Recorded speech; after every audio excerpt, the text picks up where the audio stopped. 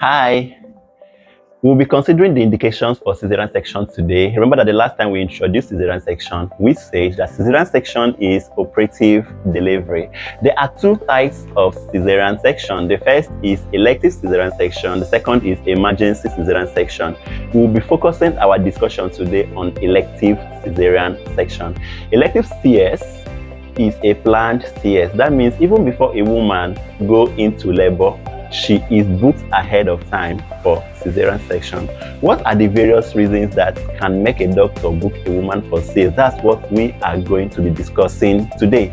The very first reason for elective Caesarean section is a big baby. That's talking about fetal macrosomia.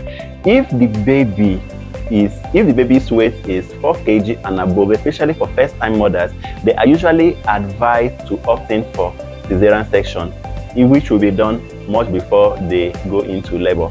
This is because for a first-time mother who is to have a vaginal delivery of a big baby, there could be complication. Now, it doesn't mean that first-time mothers cannot deliver a big baby, right? However, people are different. You understand? People's pelvis differ. So if your doctor, having checked you, discovered that it will be difficult for the baby to pass through your pelvis, meaning that the baby is big or bigger than your pelvis, such woman may be booked for an elective delivery. The second is placenta praevia. Placenta praevia is when the placenta is lying low. You understand? Is close to the exit, either partially blocking it or completely occluding the lower uterine segment or the cervix. That means the baby cannot pass through successfully without a serious complication. All right, so for such women, they are booked for elective Caesarean section.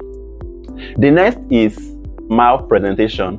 Malpresentation simply means the baby not lying well. Usually the normal lie for a baby is cephalic. That means the head comes first, because the baby uses the head to push through or to pass through the cervix, the vagina, and out.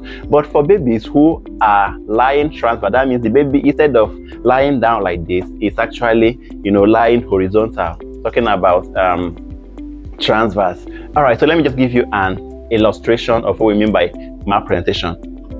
So let's assume that this is the baby. This is the baby's head.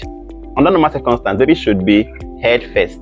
All right, so this head pushes through the cervix and come out. But in cases where the baby is lying transverse, that's across like this, all right, this is transverse lie, such woman will definitely have an elective Caesarean section.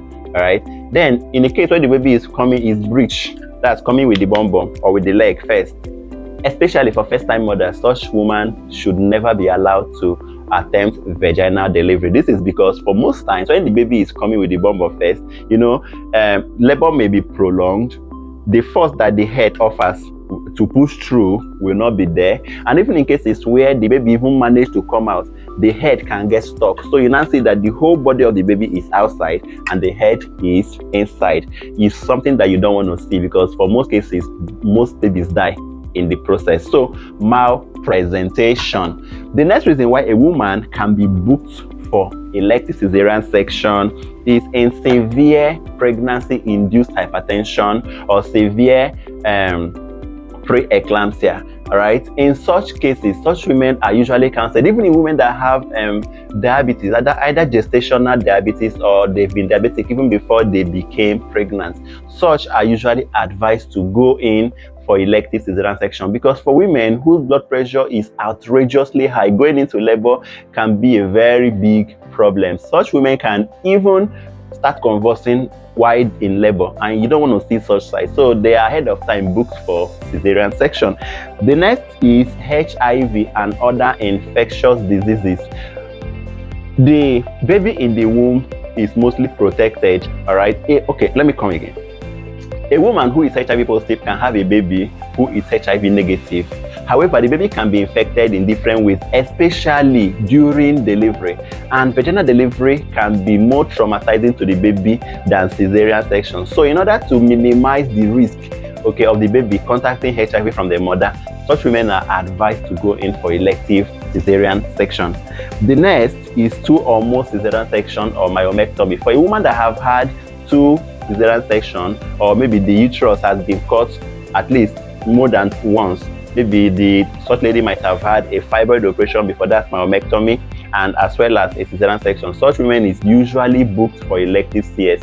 Now, I say 2 or more cesarean section, right? Because for a woman that have had one previous cesarean section, she can still attempt a vaginal delivery under certain conditions. But if the facility are not confident enough to allow her to attempt vaginal delivery under strict supervision, all things being equal, such woman can equally be booked for elective CS in her second delivery.